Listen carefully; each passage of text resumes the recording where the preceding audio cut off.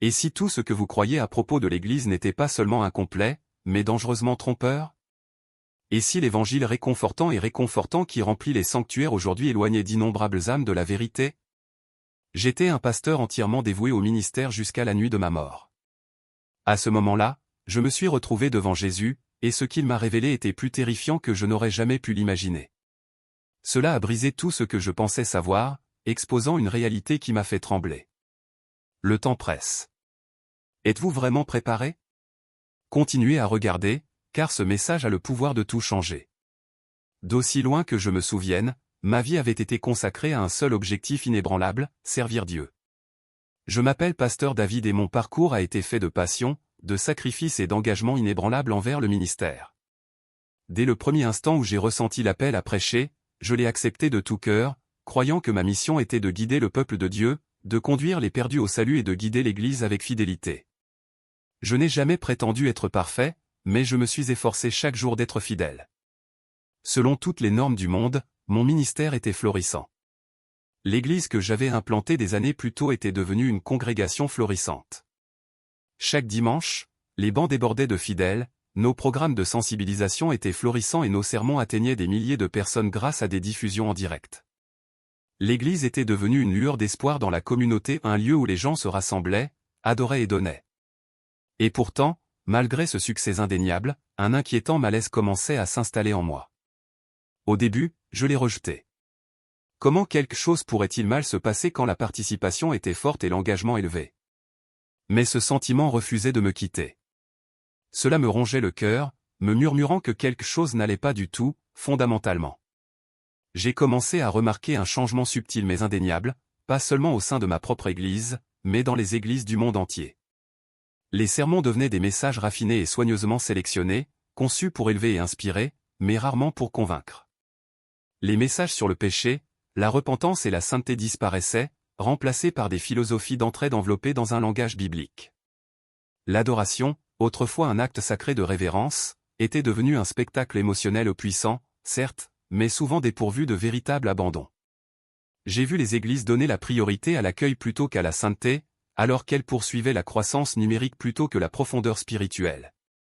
Des mots comme obéissance et sacrifice glissaient de la chair, remplacés par un récit selon lequel Dieu désirait seulement que les gens soient heureux, prospères et confortables. J'avais toujours cru à la grâce et à l'amour illimité de Dieu, mais je ne pouvais pas me débarrasser du sentiment que quelque chose de crucial était en train d'être perdu. Dans notre quête de pertinence, avions-nous dilué la vérité? Avons-nous troqué l'évangile sans compromis contre un évangile qui n'exigeait rien de ses adeptes? J'ai lutté avec ces questions en silence. Je me suis dit que tant que les gens étaient présents, tant qu'ils écoutaient, on était sûrement sur la bonne voie. Mais au plus profond de mon âme, je savais que la foi ne se mesurait pas par l'assiduité, mais par la transformation. Où était la soif de justice? Où était la conviction qui autrefois s'emparait si férocement des croyants qu'ils tombaient à genoux en signe de repentance? Où était la puissance de l'Église primitive, celle qui bouleversait le monde, même face à la persécution? Nuit après nuit, j'ai prié, implorant Dieu de me donner de la clarté. Étais-je trop critique? Est-ce que j'avais mal jugé l'état de l'Église? J'ai étudié les Écritures, essayant de me rassurer que tout allait bien et que tant que les gens professaient leur foi en Jésus, nous étions toujours sur le bon chemin. Mais au fond, je connaissais la vérité. Beaucoup croyaient en une version de Jésus qui n'exigeait rien d'eux, un Jésus qui embrassait tout mais n'exigeait aucune repentance. Un évangile qui promettait le paradis sans jamais mentionner le coût du discipulat. Puis est arrivée la nuit qui a tout changé. Cela a commencé comme n'importe quel autre service du soir. Le culte venait de se terminer et la congrégation s'attardait, discutant et riant, se prélassant dans la chaleur de la camaraderie. Je me tenais à l'arrière, regardant avec une tranquille gratitude. Le sanctuaire était rempli de visages souriants, de conversations joyeuses et des échos persistants de la musique d'adoration diffusée dans les haut-parleurs. Puis, un cri a brisé la paix. Je me tournai brusquement, le cœur battant. Au début, je n'ai rien vu d'inhabituel.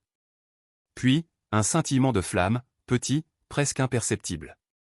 Mais en quelques instants, le feu s'est déclaré à une vitesse impossible, consumant tout sur son passage comme s'il avait attendu ce moment pour frapper. La panique a éclaté. Les gens se sont précipités vers les sorties, leurs cris terrifiés s'élevant au-dessus de l'enfer crépitant. La fumée a épaissi l'air, transformant notre sanctuaire, notre lieu de culte, en une scène de chaos. Je me suis battu pour maintenir l'ordre, guidant les gens vers la sécurité, mais le feu était implacable. La chaleur m'a brûlé la peau, étouffant l'air de mes poumons. Ma vision est devenue floue. Mon corps était paresseux, insupportablement lourd. Et puis, ce moment que je n'oublierai jamais. Un craquement assourdissant fendit l'air au-dessus de moi. J'ai à peine eu le temps de réaliser ce qui se passait avant qu'une énorme poutre en bois ne s'effondre du plafond. Je n'ai eu aucune chance de réagir. Cela m'a frappé avec une force brutale. Impact. Obscurité. Silence. Tout s'est évanoui en un instant. Pas de disparition progressive, pas de conscience persistante, juste un néant absolu. Je m'attendais à une douleur écrasante et insupportable, mais il n'y en avait pas. Aucune sensation, aucun poids. Seulement le calme. Pendant un bref instant, j'ai cru que c'était fini, que mon dernier souffle avait déjà quitté mon corps. Mais ensuite, j'ai ouvert les yeux. Et ce que j'ai vu m'a fait frissonner jusqu'à l'âme. J'étais allongé sur le sol, coincé sous des décombres en feu. Le feu faisait rage autour de moi, engloutissant le sanctuaire dans lequel je me trouvais quelques instants auparavant. De la fumée s'échappait, transformant les murs autrefois familiers de mon église en quelque chose de monstrueux et méconnaissable. Les gens criaient. Certains m'ont appelé par mon nom, la voix rauque de panique. D'autres étaient trop rongés par la peur pour remarquer mon corps immobile sous les décombres. J'ai essayé de les appeler pour leur faire savoir que j'étais là. Mais aucun son ne quittait mes lèvres. Puis, quelque chose d'encore plus déroutant s'est produit. Je me suis retourné, ou plutôt je me suis déplacé, et j'ai réalisé que j'étais debout. Mais comment? Mon corps était toujours là, coincé sous les débris, mais j'étais d'une manière ou d'une autre au-dessus, à regarder. Une prise de conscience effrayante m'a envahi, je n'étais plus dans mon corps. Je n'étais pas lié par des limitations physiques.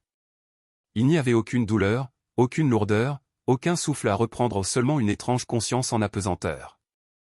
J'ai fait un pas en avant, mais au lieu de bouger, j'ai commencé à monter. Pas flottant, pas dérivé, mais comme si une force invisible me tirait vers le haut avec un objectif indéniable. Le feu en dessous s'est rétréci, les cris se sont estompés. Le sanctuaire est devenu insignifiant lorsque je l'ai laissé derrière moi. Ensuite, le monde a disparu. À sa place se trouvait quelque chose de vaste. Quelque chose d'infini. Au début, seulement des ténèbres, mais pas un vide, mais quelque chose de plus profond, d'insondable. Il s'étendait au-delà de la compréhension, un espace sans frontières ni limites. Et pourtant, même dans cette obscurité, je n'étais pas seul. Une paix différente de tout ce que j'avais jamais connu m'enveloppait, non seulement l'absence de peur, mais la présence de quelque chose de plus grand.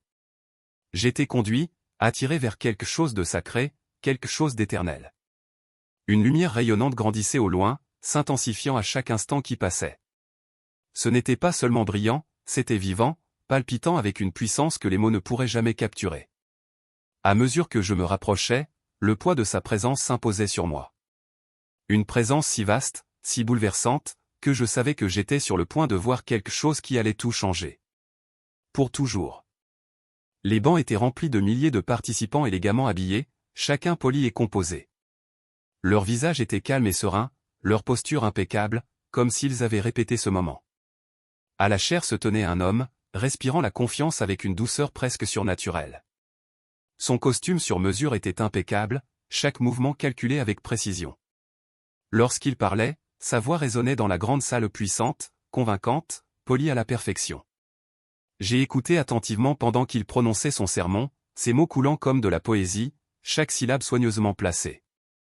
Il citait les Écritures sans effort, créant des récits d'espoir, de prospérité et de bénédictions illimitées. Il a assuré à la congrégation que l'amour de Dieu était illimité, que sa faveur était abondante et que son désir le plus profond était qu'ils vivent dans le bonheur, le succès et l'épanouissement. Leurs rêves, leurs ambitions et leur bien-être, a-t-il insisté, étaient la priorité absolue de Dieu. Le public a répondu à l'unisson, hochant la tête, murmurant des mots d'approbation, levant les mains en signe d'affirmation. Pourtant, sous la surface de cet accord unifié, quelque chose semblait étrangement faux. J'ai regardé les visages devant moi. Ils étaient fiancés, mais distants. Leurs expressions sont calmes, mais vides. Il n'y avait aucun désespoir pour Dieu, aucune ferveur, aucun feu de conviction ne brûlait dans leurs yeux. Où était la passion? Où était le culte? Où était la soif de quelque chose de plus? Un frisson me parcourut la colonne vertébrale. Ce n'était pas une église. C'était une performance. En reportant mon attention sur le pasteur, j'ai écouté plus attentivement. Au début, tout semblait correct, les écritures familières, le message édifiant. Mais en me concentrant, j'ai ressenti quelque chose d'autre, quelque chose de subtil mais indéniable. La vérité était déformée, même légèrement, mais néanmoins tordue. Puis, comme un murmure porté par le vent, une voix parla aussi faible au début que je crus l'imaginer. « Dieu veut que tu sois heureux. » Les mots étaient apaisants, voire réconfortants. Mais quelque chose a changé. Le murmure a plié et étiré le sens, le déformant en quelque chose d'autre. « Dieu ne se soucie que de votre confort. » Mon souffle se bloqua dans ma gorge. Un autre murmure suivit. « Dieu vous accordera les désirs de votre cœur. » Pourtant, à mesure que la phrase se répétait, son sens se déformait à nouveau. « Tu n'es pas obligé de changer. » Un frisson me parcourut. Ces murmures n'étaient pas des échos du sermon, ils en étaient des corruptions. Un dernier murmure vint. « Dieu est amour. » Mais à mesure qu'il se propageait dans les airs, il se transformait en quelque chose de bien plus dangereux.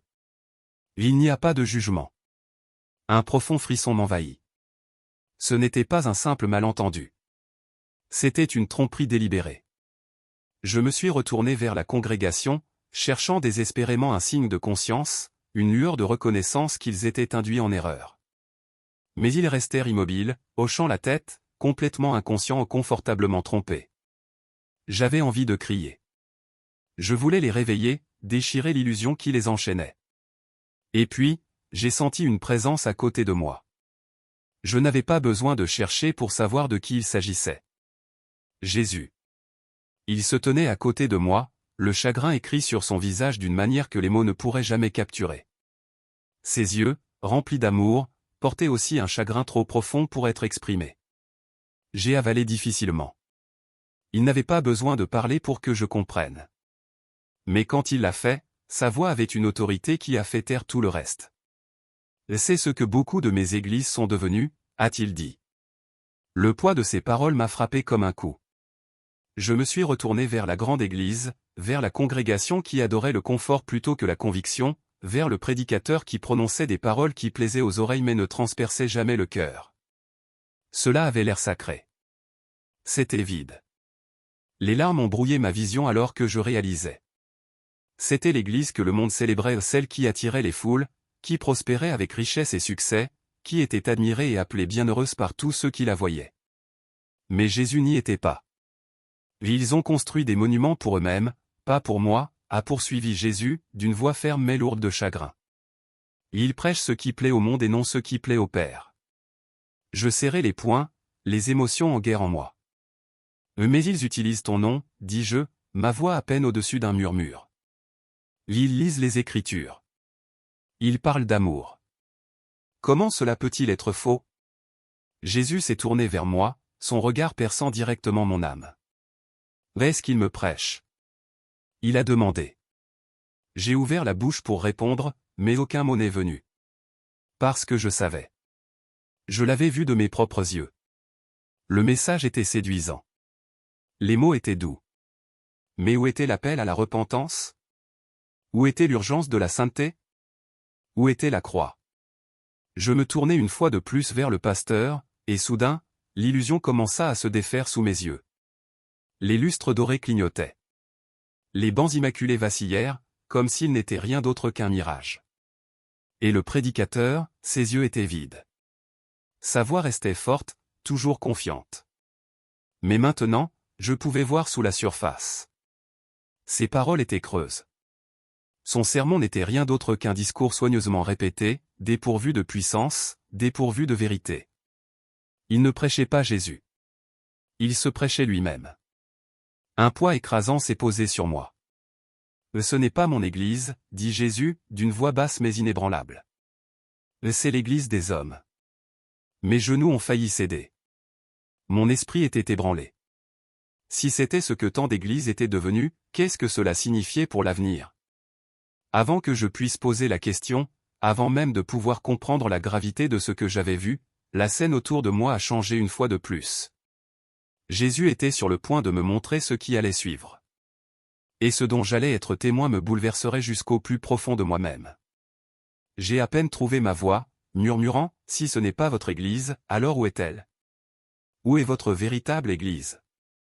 Jésus s'est alors tourné vers moi, ses yeux remplis de quelque chose au-delà du chagrin, quelque chose d'éternel, quelque chose de sûr. « Reviens, dit-il. » En un clin d'œil, l'imposante cathédrale disparut, s'effondrant en poussière comme si elle n'avait jamais existé.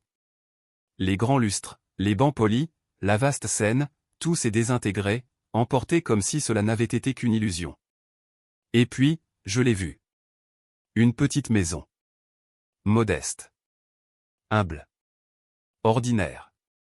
Je n'étais plus dans un sanctuaire majestueux mais à l'intérieur d'une pièce faiblement éclairée, où pas plus d'une douzaine de personnes étaient assises en cercle. Il n'y avait pas de lumières éblouissantes, pas d'écran géant, pas de grandes productions, juste des Bibles ouvertes, des mains levées et des cœurs brûlants de faim de Dieu. Leurs prières n'étaient ni raffinées ni écrites, ils étaient crus, fervents, remplis de désespoir. Il n'y avait aucune obligation dans leurs paroles, seulement du feu. Ils criaient vers Jésus, non pour obtenir de la richesse ou du confort, mais pour sa présence, pour lui seul. Il n'y a pas eu de représentation ici. Pas de théâtre. Aucun spectacle.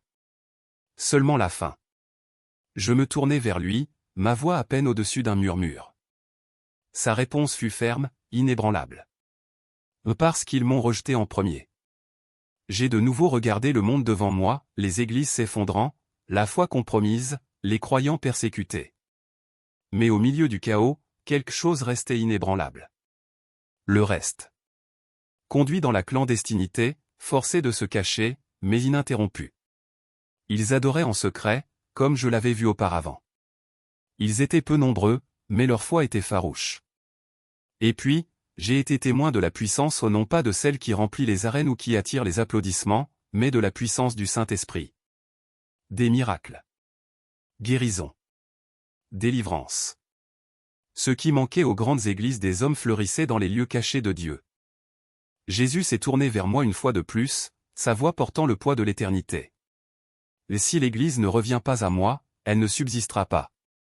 Je me suis mis à genoux, le cœur brisé sous le poids de tout ce que j'avais vu. C'était plus qu'un avertissement, c'était une révélation de ce qui allait arriver. Pendant des années, j'ai cru que l'Église était forte, prospère et imparable. Mais maintenant, j'ai compris. La véritable Église n'a jamais eu pour objectif les bâtiments les plus hauts, les plus gros budgets ou les plus grandes foules. Il s'agissait toujours d'une poignée de fidèles, ceux qui refusaient de se plier à la culture, qui n'échangeaient jamais la vérité contre du réconfort, qui s'accrochaient à l'Évangile quel qu'en soit le prix. Le reste perdurerait. Mais l'Église des hommes? Cela tomberait. Les larmes ont brouillé ma vision alors que la scène commençait à s'estomper. Je savais ce qui allait suivre. Mais tu dois y retourner. Et à ce moment-là, la peur m'a saisi. Je n'étais pas prêt. Le poids de tout ce dont j'avais été témoin pesait sur moi, la tromperie, la persécution, les quelques fidèles qui allaient rester. J'ai regardé Jésus, sa présence écrasante, ses yeux remplis à la fois de tristesse et d'amour. « Seigneur, murmurai-je, ma voix tremblante, s'il te plaît, laisse-moi rester. Comment pourrais-je retourner dans un monde aveugle à ce qui allait arriver? Comment pourrais-je quitter cela, l'essence même de la paix, de la vérité et de l'amour? » Mais Jésus se contenta de secouer la tête. « Vous devez rentrer, répéta-t-il. » Sa voix était douce, mais inflexible. Ma poitrine se serra. « Ils n'écouteront pas, ai-je plaidé. Ils ne veulent pas entendre la vérité. » Jésus a posé sa main sur mon épaule, son regard fixe. « Certains ne le feront pas, a-t-il déclaré. Mais certains le feront. Et ils doivent entendre avant qu'il ne soit trop tard. » J'ai avalé difficilement. Et si j'échoue? Sa réponse a été inébranlable. Votre travail n'est pas de les faire écouter. Votre travail est de parler. Au moment où il a prononcé ces mots, je l'ai ressenti, une force plus grande que tout ce que j'avais jamais connu m'attirait. J'ai halté, tendant la main, désespéré de rester. Jésus. J'ai pleuré. Mais il était trop tard. La lumière s'est estompée. La vision s'est effondrée. Et soudain, de la douleur. Une douleur brûlante et écrasante a inondé mon corps, me ramenant dans un monde qui me semblait petit, lourd et brisé. J'avais le souffle coupé, ma poitrine se soulevait. Mes poumons me brûlaient. Ma peau me faisait mal. Chaque fibre de mon être avait l'impression d'avoir été entraînée par le feu. Un bip fort remplit mes oreilles. Des voix urgentes, frénétiques. Et il est réveillé. Et quelqu'un a crié. Je clignais des yeux, les lumières fluorescentes intenses me piquant les yeux. Des machines m'entouraient, surveillant chacune de mes respirations, chacun de mes battements de cœur. J'ai senti des tubes dans mon nez, des fils attachés à ma poitrine. Une infirmière s'est penchée sur moi, son expression étant un mélange de choc et de soulagement. « Pasteur David, pouvez-vous m'entendre » J'ai essayé de parler, mais j'avais la gorge irritée, comme si j'avais crié. Lentement, j'ai tourné la tête. Et ils étaient là. Ma femme. Mes enfants. Les larmes coulaient sur leur visage alors qu'ils se tenaient au bord de mon lit d'hôpital, les mains jointes comme s'ils n'étaient toujours pas sûrs que j'étais réel. Ma femme a poussé un sanglot en se couvrant la bouche. Oh, David. Je me forçais à sourire faiblement. Je suis là. Mais même en le disant, je savais que je n'étais pas le même homme qui était entré dans ce feu. Quelque chose en moi avait changé. Non, tout avait changé. Pendant des jours, j'ai dérivé de façon intermittente, mon corps guérissant lentement des brûlures et des blessures que j'avais subies dans l'incendie. Les médecins étaient étonnés que j'aie survécu. C'est un miracle, répétait-il. Je savais mieux. Ce n'était pas seulement un miracle. C'était une mission. Au fur et à mesure que les jours passaient et que mes forces revenaient, une question refusait de me quitter. Comment expliquer ce que j'ai vu? Comment puis-je dire aux gens que je me suis tenu devant Jésus? Qu'il m'a montré la tromperie qui s'insinuait dans l'Église. La persécution à venir? Les quelques fidèles qui supporteraient? Comment leur dire que tout est sur le point de changer? Je voulais garder le silence. Je voulais oublier. Mais je ne pouvais pas. Ces paroles brûlaient en moi comme un feu inextinguible. Vous devez les avertir. Je n'avais pas le choix. Peu importe le coup. Peu importe qui m'a rejeté. Il fallait que je parle, car le temps presse. Je me tenais devant ma congrégation, les mains agrippées à la chair, le cœur battant. Tout a changé, leur ai-je dit. J'ai vu ce qui allait arriver. Je me suis tenu devant Jésus et il m'a donné un message. L'Église doit se réveiller avant qu'il ne soit trop tard. Le silence remplit la pièce. Certains se penchèrent en avant, s'accrochant à mes paroles. D'autres se déplaçaient inconfortablement. Je leur ai tout dit, la fausse Église, le reste, la persécution à venir. Certains pleuraient et tombaient à genoux en signe de repentir. D'autres restaient figés, le visage pâle sous le choc. Mais il y a aussi ceux qui ont endurci leur cœur. « Pasteur, vous êtes extrême » a dit quelqu'un. C'est alarmiste. Dieu ne laisserait pas son Église tomber comme ça, s'est moqué un autre. Tu as tort. Mais je ne me suis pas arrêté. Je ne pouvais pas, parce que je connaissais la vérité. Jésus m'avait montré ce qui allait arriver. Et qu'il le croie ou non, cela se produisait. Maintenant, je me tourne vers vous, celui qui lit ces mots. Vous avez entendu la vérité. Que ferez-vous? Allez-vous vous accrocher à un évangile confortable qui n'exige rien de vous? Ou chercherez-vous le vrai Jésus, celui qui appelle à la repentance, à la sainteté et à l'abandon total? Le moment est venu de choisir. Jésus revient bientôt. Es-tu prêt? Si vous voulez entendre le reste de ce que Jésus m'a révélé, écoutez attentivement. Il y a plus.